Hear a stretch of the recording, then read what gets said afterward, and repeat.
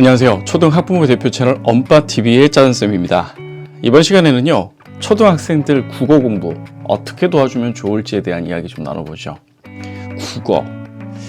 우리 국어 하면은 가장 연관되는 게 뭐라고 생각하시나요? 그렇죠. 독서입니다. 책 많이 읽으면 당연히 국어 공부 잘하는 거 아닌가? 그렇죠. 대부분 그렇게 생각하시고요. 실제로도 그렇습니다. 무언가를 읽고 그리고 이해하고 해석하고 난 이후에 자기의 생각을 가지고 또 뭔가를 말하는, 소위 말하는 듣고 말하고 읽고 그다음 마지막 단계인 쓰기까지, 이 일련의 모든 과정들이 어때요? 독서하고 연관이 되는 것이죠. 사실 그래서 독서력이 되는 아이들은 실제 학업 성취도도 높다라는 연구 결과들은 상당히 많습니다. 자, 그런데 꼭 공부 잘하는 아이들이 말을 잘하고 자기 표현도 잘하느냐, 또 그건 또 별개의 문제죠. 왜냐하면 그건 또 훈련의 영역이거든요. 아는 것이 많아도 조리 있게 논리적으로 이야기할 줄 아는 것은 또 다른 문제이기 때문입니다. 하지만 우리가 국어라는 것은 단순히 어떠한 것을 잘 이해하는 것도 중요하지만 이것을 프로덕트, 잘 표현하고 생산해내는 능력 또한 되게 중요합니다. 자, 국어 영역 중에서 오늘은 조금은 말하고 그리고 쓰고 하는 영역에 대한 이야기를 좀 더 중점적으로 한번 얘기를 나눠보겠습니다. 제안하는 첫 번째 방법은요, 바로 보드게임입니다. 강사님, 보드게임이 국어 공부에 도움이 된다고요? 네, 여러 가지 보드게임들이 있지만 오늘 제가 제안하는 보드게임은 이야기톡이라는 보드게임입니다. 다시 말해서 아이들이 무언 이야기를 함께 창작하고 그 창작된 이야기들을 가지고 논리적으로 앞에 있는 이야기와 뒤에 있는 이야기, 좀 사실 상관없는 이야기지만 강제 결합해서 하나의 이야기 라인을 만들어가는 그러한 활동입니다.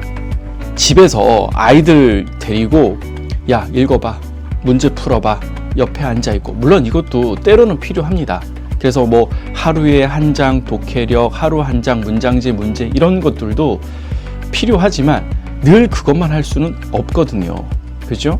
매일매일 성실의 벽돌을 쌓아가는 과정에서 아이들이 글을 읽고 문제를 푸는 것도 좋은 방법인 건 분명합니다. 근데 가족들이 즐기면서 좀 국어적인 능력을 키워나가는 방법들을 제안을 드리는 겁니다. 자, 앞서 말씀드렸듯이 이야기톡인데요, 보드게임 제목입니다. 다시 말해서 아이들이 카드를 또 가지게 되고 또 부모들도 카드를 가지게 됩니다. 쭉 카드를 나누어 가지고 이 카드를 한 장씩 내면서 이야기를 펼쳐나가는 겁니다. 예를 들면 아빠가 옛날에 한 남자가 해변가를 걷고 있었어. 그 남자는 무언 고민이 있었거든. 내가 앞으로 어떠한 진로로 살아갈지에 대한 그러한 고민들이 있었어. 다시 말해서 카드를 한 장을 내면서 규칙은 같이 정하면 나름인데 3개의 문장을 이야기하는 겁니다. 그리고 돌아가면서 또 다른 사람이 또 카드를 한 장을 내는 거죠. 갈림길에 있는 그런 길을 내는 겁니다. 그 남자는 진로에 대한 고민을 쭉 하다가 한쪽은 돈을 쫓아서 가는 직업을, 또 한쪽은 자신이 즐거움을 쫓아가는 직업을 두고 고민했지. 어떤 것이 좋은지. 그래서 사람도 만나봤어. 왼쪽 직업군에 있는 사람, 오른쪽 직업군에 있는 사람들 말이지. 자, 근데 중간에 보면요, 여기에 그런데, 그래서, 하지만 이러한 찬스 카드들도 있습니다. 그런 것들을 또 중간에 던지면서, 그런데 갑자기 누군가 이 사람의 결정에 결정적인 역할을 해줄 수 있는 사람이 나타나게 되는 것이지 하면서 또 이야기의 반전을 이어갈 수도 있다는 겁니다. 자, 이야기톡. 저희 아이들하고도 일주일에 한 번 정도는 꼭 이 이야기를 좀 나누는데요. 아이의 상상력을 자극하게 하고요. 그리고 아이들이 알고 있는 어휘력을 최대한 총동원해서 끌어내게 만드는 겁니다. 그리고 아이가 기존에 읽었던 책들 가운데서 연관되는 스토리 라인을 가져와서 이 이야기에 투영시키기도 하는 것이죠. 자, 이야기톡.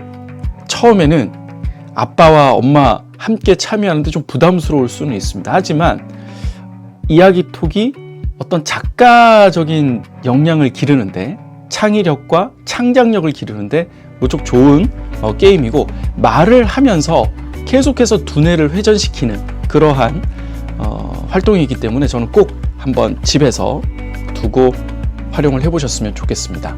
두 번째로 제안 드리는 건요, 감정카드입니다. 자, 감정카드. 아마 많이들 들어보셨을 거고 무엇인지 잘 아실 겁니다. 그죠? 감정카드들을 쭉 펼쳐놓습니다. 펼쳐두시고 이렇게 질문합니다. 지난 일주일 동안 너가 느꼈던 일들 가운데서 가장 많이 느꼈던 감정들 한 3가지만 이 지금 감정카드들 중에서 뽑아보자. 네가 행복했다면 행복한 카드, 너가 슬펐다면 슬픈 카드, 너가 우울했다면, 네가 정말 즐거웠다면, 신났다면, 그 너의 생각과 느낌을 표현해주는 그 카드들을 한번 골라보자.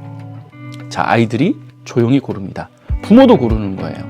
자, 그런 다음에 그 카드들을 고른 이유에 대해서 한 명씩 돌아가면서 이야기를 나누는 겁니다. 근데 아이들에게 이야기를 하라고 하면 그냥 나 행복했어. 친구들하고 노는 게 즐거웠거든. 근데 그렇게 끝내는 것이 아니라 이 카드를 고른 이유가 무엇이고 어떠한 일이 있었는지가 에피소드 또는 경험담 이런 것들을 좀 더 이야기해주고, 그리고 이 카드에 대한 자신의 생각을 좀 나누면 좋겠죠. 그냥 이거야 라가 아니라는 겁니다. 나는 행복한 카드를 골랐거든. 지난주에 짝을 바꿨어. 선생님이 일주일에 한 번씩 짝을 바꿔주시는데, 짝을 바꿨는데 내가 평소에 같이 앉고 싶었던 친구가 있었는데 선생님이 어떻게 그 마음을 알았는지 같이 앉게 된 거야.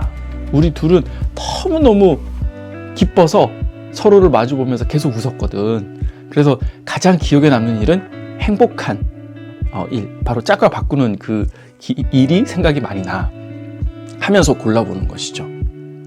부모님은 또 부모님 나름대로 또 있었던 일들을, 서로의 어떤 생활들을 서로 노출하면서 서로를 알아갈 수 있는 기회도 되고요. 또 하나는 논리적으로 자신의 이야기를 전개해 나가는 능력을 가지게 된다는 것이죠. 다시 말해서 듣고 말하는 능력이 신장이 되는 그러한 활동이라고 보시면 되겠습니다.